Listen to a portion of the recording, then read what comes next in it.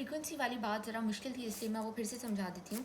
तो मैंने ये बोला था कि फ्रीक्वेंसी होती है 1 सेकंड में कितनी वेव कंप्लीट हुई है, ठीक है।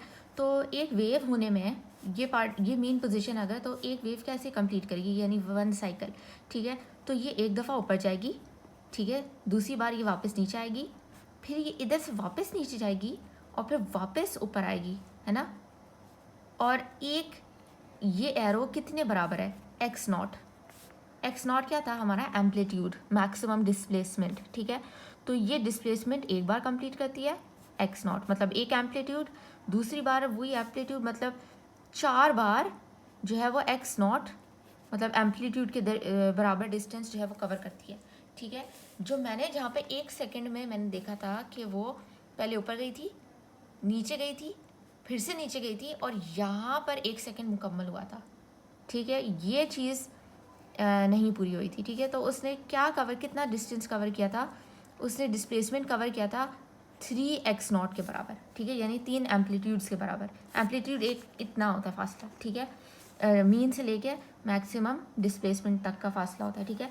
तो हम लोग ये कह सकते हैं कि 1 सेकेंड के अंदर उसने कितनी ज़्यादा कितना वेव, कितना साइकिल पूरा हुआ था, मतलब कितनी वेव गुजरी है, या कितनी ज़्यादा वेव्स बनी हैं 1 सेकेंड के अंदर। तो हम कह सकते हैं कि 3/4 एक्स नॉट, ठीक है।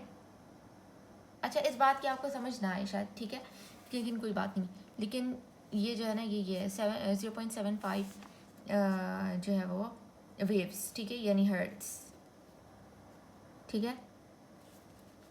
ये एक्स नॉट है, ये दोनों कैंसिल हो गए, क्योंकि ये 3x0/4x0, 3/4 ऑफ अ वेव, ठीक है। अच्छा, इसको एक और करने का तरीका भी ये है कि हमें टाइम पीरियड पता है, ठीक है। टाइम पीरियड क्या होता है, टाइम पीरियड होता है एक वेव जो है उसको कितना टाइम लगता है, ठीक है। अच्छा देखो, फ्रीक्वेंसी और टाइम पीरियड को हम लोग जो है वो एक दूसरे के साथ मिलाते हैं। फ्रीक्वेंसी क्या होता है, फ्रीक्वेंसी, लेट से फ्रीक्वेंसी हमारी होती है 4, ठीक है, कि मैं एक ऐसी फेक सिनेरियो कर रही हूँ, ठीक है। फ्रीक्वेंसी 4 है हमारी, इसका क्या मतलब है कि 4 वेव्स गुजरी हैं, 4 वेव्स गुजरी हमारे पास 1 सेकेंड में। अब मैं इससे क्या टाइम पीरियड निकाल सकती हूँ। टाइम पीरियड क्या होता है, टाइम पीरियड होता है एक वेव को गुजरने में कितना सेकंड लगा है, ठीक है। तो मैं जब मुझे पता है कि 4 वेव्स 1 सेकंड में बन रही है, तो मैं बता सकती हूँ कि एक वेव कितने सेकंड में बन सकती है, 1/4, है ना।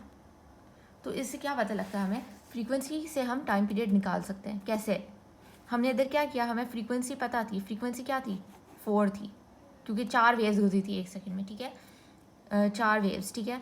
तो हमने टाइम पीरियड निकालने के लिए 1/फ्रीक्वेंसी कर दिया, ठीक है। इसी तरह ये फार्मूला याद रखना है, ठीक है। फार्मूला क्या है हमारे पास, ये परमानेंट फार्मूला है हमारा, ठीक है, हमेशा के लिए, ठीक है। टाइम पीरियड जो होगा वो होगा 1/फ्रीक्वेंसी के बराबर, ठीक है। ये हमेशा हमारा यही फार्मूला होगा, ठीक है। तो अब बताओ कि मेरे पास टाइम पीरियड हो तो फ्रीक्वेंसी निकाल सकते हैं। अब हमारे पास टाइम पीरियड यहाँ पे दिया हुआ था, ठीक है, हम इससे फ्रीक्वेंसी निकाल सकते हैं अपनी। क्या कैसे निकालेंगे, टाइम पीरियड इक्वल्स टू 1/फ्रीक्वेंसी, ठीक है। तो 1.33 equals to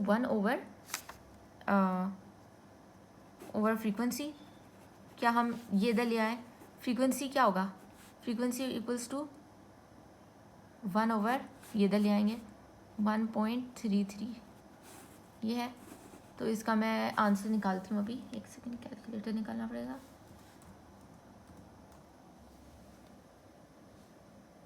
one divided by 1.33, ठीक है ना, इक्वल्स टू आ गया हमारे पास फॉर्मूला 0.75। हमारा अंदाज़ा तकरीबन बिल्कुल दुरुस्त था, ठीक है। इधर भी मैंने निकाला हुआ आंसर 0.75, समझ आई, ओके।